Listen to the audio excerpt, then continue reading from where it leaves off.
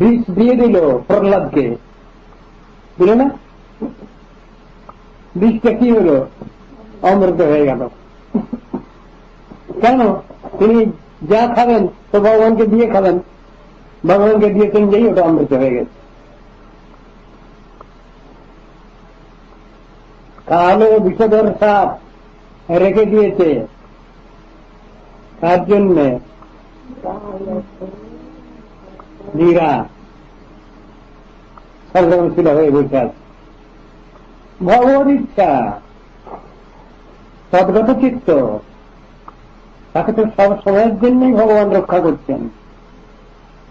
দিয়ে দিয়েছে, কিন্তু বিষধর সাপ দিয়ে দিয়েছে ওকে দংশন করবে বলে। কিন্তু শালিগ্রাম ভাইও লেখা আছে, হয়ে গেল সংগ্রাম। শক্তি, ক্ষমতা, এই চিন্তাও তো আছে মানুষের।